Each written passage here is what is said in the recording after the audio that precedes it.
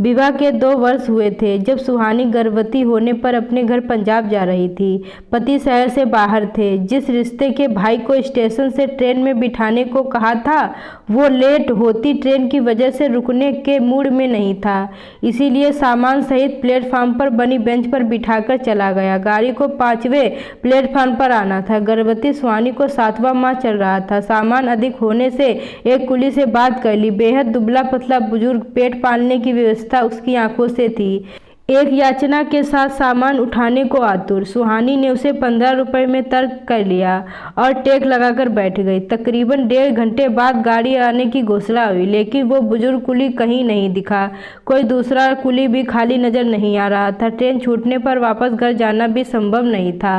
रात के 12:30 बज चुके थे। सुहानी का मन घबराने लगा। तभी वो बुजुर्ग दूर से भागकर आता हुआ दिखाई दिया।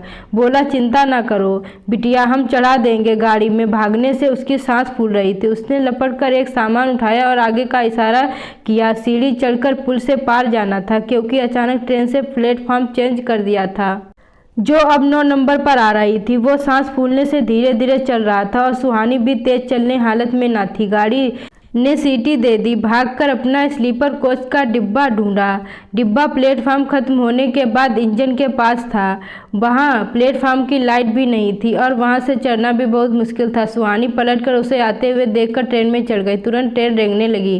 कुली अभी दौड़ ही रहा था। हिम्मत करके उसने एक एक सामान रेलगाड़ी के पायदान के पास रख दिया। अब आगे बिल्कुल अंधेरा था। जब तक सुहानी ने हड़बड़ाते कांपते हाथों से 10 का और 5 का नोट निकाला, तब तक कुली की हथेली दूर हो चुकी थी। उसकी दौड़ती की रफ्तार तेज हुई, मगर साथ ही ट्रेन की रफ्तार भी। वो बेबसी से उसकी दूर होती खाली हथेली देखती रही और फिर उसका हाथ जोड़ता नमस्ते और आशीर्वाद की मुद्रा में उसकी गरीबी, उसका पेट, उसकी मेहनत, उसका सहयोग सब एक साथ सुहानी की आंखों में कौंध गए।